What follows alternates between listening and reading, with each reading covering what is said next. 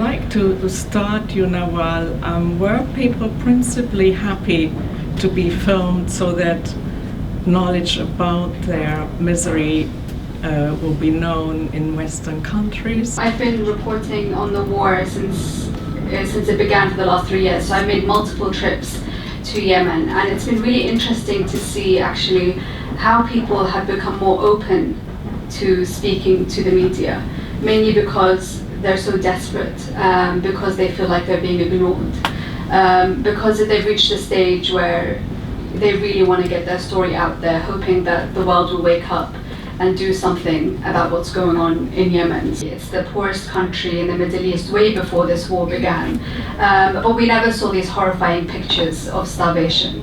And that was mainly because people rely on each other and they rely on their neighbors. But I think within the next year, we'll see the situation get a whole lot worse very quickly, because it's only been 1 year of people not having salaries. But then very soon people will lose that support network and they'll fall into that bracket of severe malnutrition. So the first thing I just wanted to touch upon is one of the main reasons that have led us to this point is the conduct of hostilities, right? So this is why we're here, this is why we're talking about this. So Yemen has been at war, and I'm saying at war generally, since March 2015, that's well known. The conduct of hostilities has been characterized by widespread violations by everybody, and we're talking just complete impunity, no one holding them accountable, because there's no central government, there's no rules and orders, these institutions have fallen apart, and now we're 2.5 years into the conflict and this is still the same situation. So what does that actually mean on the ground? It means that since they're all fighting each other, whether it's aerial bombardment or ground attacks, certain amount of civilians have been killed or injured. So up to 14,000, according to the UN, have been killed and injured up to this point.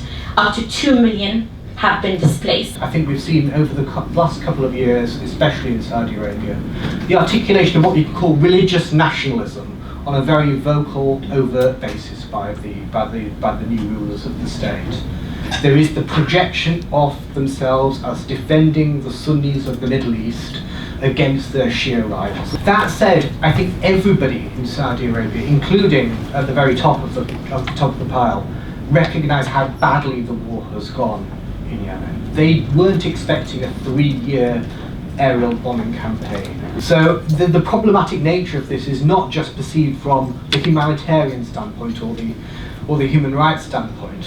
It's also a process which I think the Saudi government has seen the need to back out of.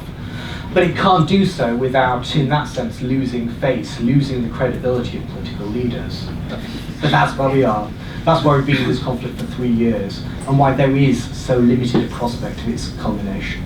I think for the moment, perhaps, we should leave it and open the discussion to the floor. So what do you sense the Yemeni population on the ground are thinking in terms of their support for either the Houthis in the north or the legitimate government or the internationally recognised government, given the crisis with salaries, given the horrific circumstances that they're going through? One of the main reasons that the Houthis garnered so much support in the beginning is because of the litany of mistakes that President Hadi made during his time in power, and also because they came at a time where the subsidies were lifted off of fuel, and so that's why people supported the Houthis, not because they believed in their ideological beliefs or they believed in the Houthis. It was just because they were fighting for something that affected everyone on the ground.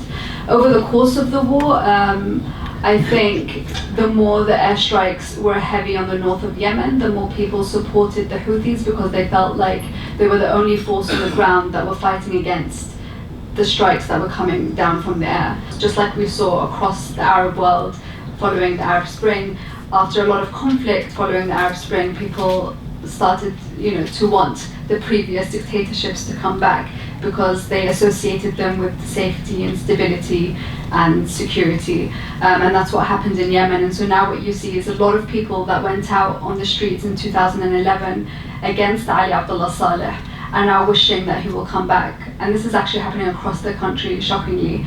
And they say, we know he's corrupt, we know he's terrible, but at least there was no fighting and we had our salaries. So perhaps if you could mention about Iran. Do they see Iran as a threat? With regard to Iran, so my own sense is that this has been over-talked as an issue in respect to the Houthis, that the Iranian government gives rhetorical support.